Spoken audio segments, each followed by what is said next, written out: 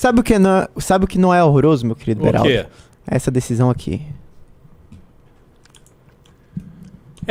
Meus caros amigos, vamos a ela. O que é o tempo, não é? O tempo, ele vai colocando as coisas no seu devido lugar. A gente teve há um pouco mais de um ano o início da guerra da Ucrânia, quando a Rússia tomou a decisão de invadir a Ucrânia, um país soberano, com um presidente democraticamente eleito, muito mais fraco militarmente, do ponto de vista da estrutura do seu exército, das suas forças armadas, mais fraco, bem mais fraco que a Rússia. E a Rússia resolve, então, invadir a Ucrânia, depois de já ter tomado parte da Ucrânia, resolveu invadir a Ucrânia. E aí a gente precisa se lembrar do que aconteceu naquele momento. Todo mundo, tanto o governo, que era a época do governo Bolsonaro, quanto a esquerda, ficaram do lado da Rússia. Nós tivemos ali um banho de apoio à Rússia e a Ucrânia ficou isolada nos seus argumentos internacionais para poder mostrar que estava sendo vítima de uma violência inaceitável. Inaceitável. Aí, Renan Santos e Arthur Duval, observando o que estava acontecendo aqui no Brasil, onde todos os lados atacavam, vamos dizer, defendiam a postura da Rússia, a gente viu esses dois tomando a decisão de ir ver em loco o que estava acontecendo. E eles pegaram, durante o carnaval, abriram mão do seu feriado, do seu tempo de descanso, pegaram um avião, foram, se não me engano, até a Áustria. Da Áustria pegaram um carro, foram até a fronteira, e aí ali começaram a identificar as pessoas que estavam trabalhando para ajudar os ucranianos em situação de desespero. Porque a guerra começou, a guerra foi muito violenta. Estando lá, eles se conectaram com um grupo de pessoas que estava recolhendo mantimentos, né, alimentos, mas também lanternas, pilhas, todo tipo de instrumento necessário para que aquelas pessoas que estavam ali sob ataque, vendo seus familiares e amigos e vizinhos sendo assassinados, morrendo com o ataque dos russos, essas pessoas estavam organizando essa ajuda para atravessar a fronteira, entrar em solo ucraniano e oferecer essa assistência. Estando lá, eles fizeram uma live e arrecadaram um valor muito significativo para aqueles que estavam perdendo tudo e não tinham acesso a mais nada. Mais de R$200 mil arrecadados nessa live. Esse dinheiro foi utilizado para comprar esses mantimentos e aí reuniram tudo aquilo que estava disponível para eles, colocaram dentro de um ou mais caminhões e vans, etc., cruzaram a fronteira e foram ver em loco a realidade da guerra. O MBL, naquela ocasião, foi o único veículo a mostrar o lado da Ucrânia em todo aquele absurdo. Fizeram essa missão e atravessaram a fronteira no dia seguinte de volta, saindo da Ucrânia. Nesse momento, o Arthur, ali em êxtase com o que tinha acontecido, sobretudo com a oportunidade de ter ido e conseguido voltar em segurança, mandou os áudios que a gente conhece, falando um monte de bobagem e tal, enfim. Não precisamos entrar nesse mérito, porque não é disso que a gente está falando nesse momento. E o que tá dito, todo mundo ouviu. Mas o fato é que, naquele período de deslocamento em que eles pegaram o carro, voltaram para a Áustria, pegaram o voo, fizeram conexão e vieram para o Brasil, naquela noite, naquele período, sei lá, 15 horas, ou 16 ou 17 horas, tudo mudou. Por quê? Houve uma reunião dos inimigos do MBL para atacarem e colocarem na cruz tanto o Arthur, quanto o Renan, quanto o próprio Movimento Brasil Livre. As acusações de turismo sexual, de desvio de dinheiro, de evasão de divisas, todo tipo de acusação foi feita para desmerecer o trabalho feito por esses dois.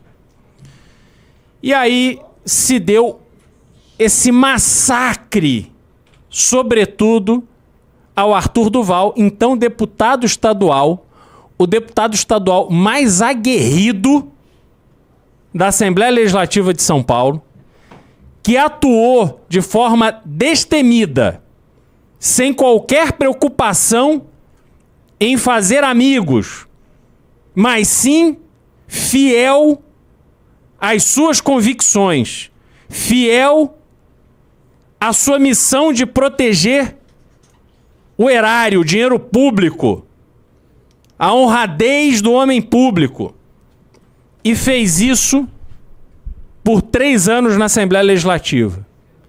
A partir desse movimento feito contra ele e contra o MBL, criou-se um clima nas redes sociais e na imprensa que deu amplo destaque ao caso, acusando o Arthur de ter ido se aproveitar de pessoas vulneráveis na Ucrânia, de ter desviado dinheiro que coletou naquela live como doação para as pessoas da Ucrânia.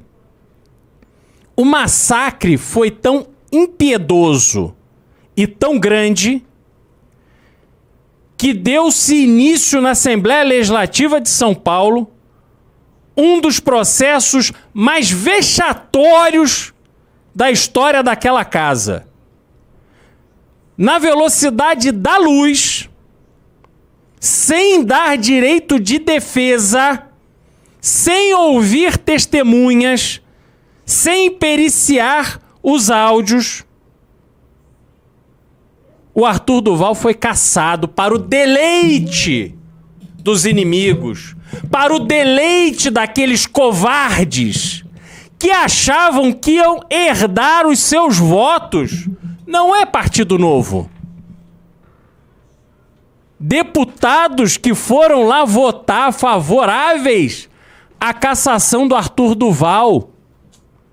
Deputados que ficaram 3 anos dando tapinha nas costas, se mostrando amigos, que estavam juntos na defesa de São Paulo, no combate à corrupção, no combate a privilégio.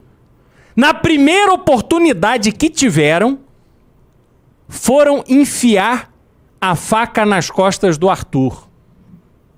Mas como eu disse, passa o tempo e o tempo é o senhor da razão.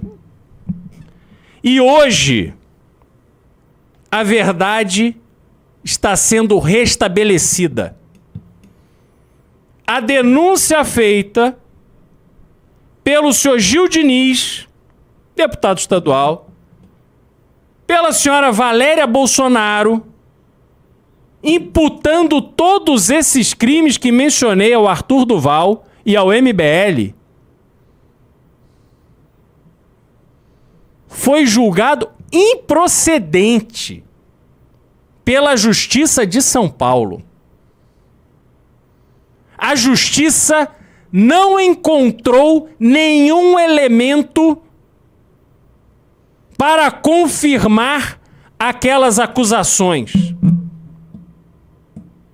E a justiça é feita No momento em que nós não estamos vendo nenhum dos veículos que atacaram a honra, a honestidade e a conduta moral do Arthur, nenhum deles está dando espaço para restabelecer a verdade. Veja, Jornal Nacional, jornal para cá, jornal para lá, jornal impresso, internet, portais, noticiários, todo mundo atacando. E agora, pessoal? E agora que vocês tiraram o mandato e os direitos políticos da pessoa que mais combateu safadeza na Assembleia Legislativa de São Paulo, que conseguiu, com o apoio das redes sociais, reduzir o salário dos deputados durante a pandemia de Covid-19, a única casa legislativa que entubou, porque as redes pressionaram e tiveram que fazer, que conseguiu evitar farra com dinheiro da Assembleia para que os funcionários da casa se deleitassem com auxílio peru no Natal, contratos multimilionários de publicidade que não fazem o menor sentido.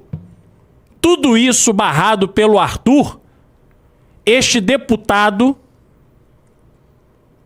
que foi tirado da vida pública, pelo menos temporariamente, em razão do massacre que recebeu dos veículos de imprensa mais tradicionais do Brasil. Aí eu te pergunto, estamos agora, Jota, discutindo o PL da censura.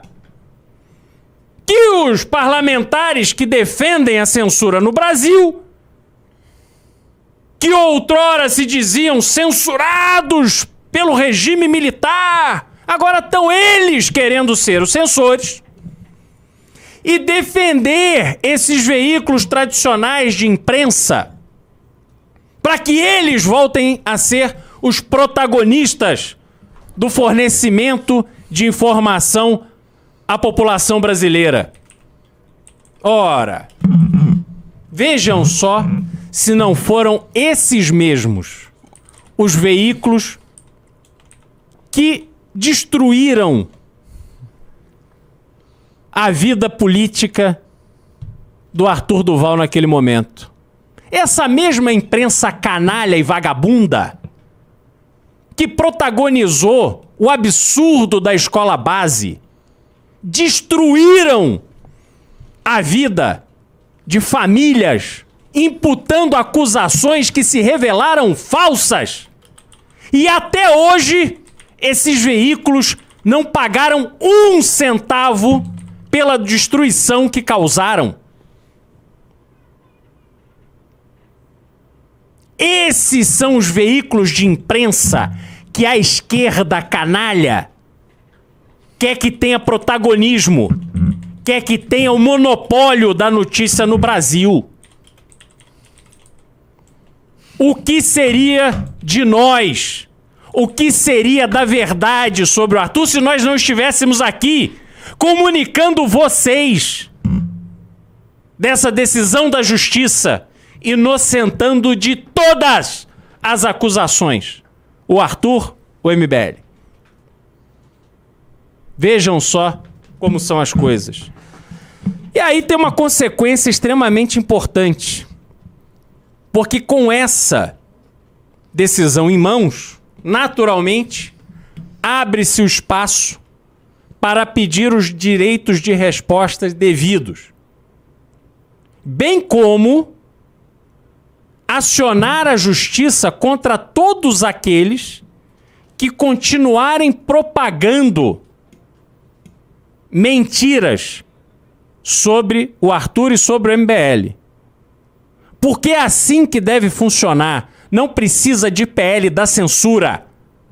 A justiça tem que ser acionada e tem que funcionar para restabelecer a verdade, como fez nesse caso. Jota, grande dia. grande dia, Beraldo. Eu quero dizer, inclusive, me defender, tá? Que a produção desse programa me vetou, porque por mim agora eu estaria tomando um espumante, tá? Em comemoração à justiça. E não foi um dia só, Beraldo. Foram 2 dias, porque cabe sempre ressaltar aqui a atuação de gala ontem do nosso nobre companheiro Arthur Duval frente ao relator do PL da censura, aquele desempenho brilhante que o Arthur estava precisando. A gente, como eleitor, como brasileiro, eu não digo nem como Movimento Brasil Livre, sentiu falta do Arthur. Foi esse sentimento que eu tive ontem assistindo aquele belíssimo desempenho dele. E certamente muitas dessas pessoas que fizeram essa armação canalha, essa bandidagem contra o Arthur Duval, conseguiram ver ontem o motivo pelo qual o Arthur Duval foi cassado. Que não tá aqui. Não foi por turismo sexual, não foi por exploração de mulher, não foi por evasão de divisas, não foi por crime eleitoral, não foi sobre misoginia, nunca foi sobre isso. Sempre foi pela qualidade do Arthur como parlamentar. Não pensaram no bem de São Paulo, não pensaram no bem do Brasil. Pensaram simplesmente em projetos políticos. Nós do MBL, que somos tantas vezes acusados de o MBL é um projeto de poder.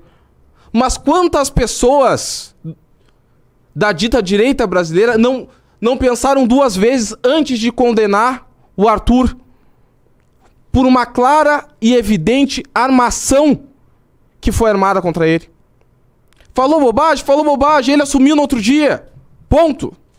Mas Arthur Duval foi cassado por vingança. Eu sei disso, Beraldo sabe disso, você sabe disso. E cabe aqui também, Beraldo, um agradecimento. Porque hoje a vitória não é nossa. Exclusivamente minha, do Beraldo. É de você que esteve aí junto conosco nessa batalha, que teve coragem de defender o Arthur Duval em todos os momentos que foram necessários. Agora o Beraldo estava falando sobre os veículos de imprensa.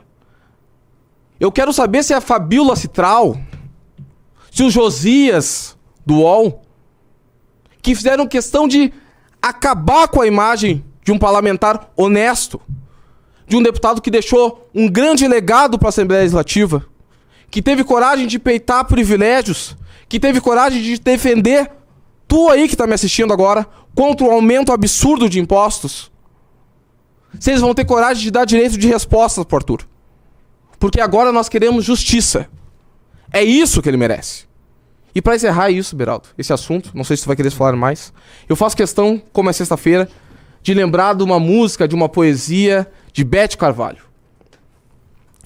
Chora, não vou ligar, chegou a hora, vais me pagar. É o teu castigo, brigou comigo, sem ter porquê. Vou festejar o teu sofrer, o seu penar. É isso aí. É. Belíssima voz, hein? Oba. Gostaram, né? Do sambão. Boa. Pessoal, é isso. E obviamente o Arthur, com essa decisão em mãos, vai seguir todo o trâmite necessário para recuperar os seus direitos políticos. O mandato dele já se extinguiu, então ele não tem nenhuma possibilidade nesse momento de voltar a ser deputado. Já é uma nova legislatura. A legislatura para a qual ele foi eleito terminou agora no dia 15 de março de 2023. Então, quando assumiu, inclusive, o Guto Zacarias, que está ali fazendo um excepcional trabalho. Então, o importante agora é o Arthur recuperar os seus direitos políticos e esse processo vai andar aí. Eu tenho certeza que daqui a pouco a gente terá boas notícias sobre isso também. Então, continuem acompanhando, continuem apoiando, sobretudo. Sabe? É um momento onde a gente restabelece a verdade, é um momento onde a gente fica de alma lavada, porque foi muito difícil. A gente tem que se lembrar, o Arthur era pré-candidato ao governo de São Paulo, vindo de uma candidatura a prefeito onde ele teve 10% dos votos apesar das pesquisas na véspera da eleição terem dado a ele 2%. Então, o Arthur seria o grande personagem dessa eleição e tudo foi por água abaixo, todo esse plano foi por água abaixo, tendo em vista essas acusações seríssimas que ele recebeu, o processo de difamação, o processo de cassação e todo esse processo de desgaste da sua imagem que ele sofreu a partir desse evento aí dos áudios. Então, enfim, restabelecida a verdade, agora trabalhar ainda mais, porque tem muita coisa pra gente fazer e eu não tenho a menor dúvida de que o MBL se fortalece e continuará se fortalecendo com isso. Então, vamos em frente, vamos tocar a vida. Vocês que estão assistindo de uma forma preguiçosa, como se vocês fossem Homer Simpson, tomando cerveja, não fazendo nada, façam uma coisa que não vai dar nenhum trabalho. Ela é só um pouquinho mais trabalhosa que dar o like. Inscrevam-se no canal. Se vocês entram no canal, a gente consegue projetar isso pra muito mais gente. A gente vai entrando na cabeça das pessoas, convencendo as pessoas, fazendo um discurso da direita e daqui a pouco estamos aí com um presidente. Portanto, um presidente de direita que funciona neste Brasil depende de você entrar no canal do MBL. Magnífico.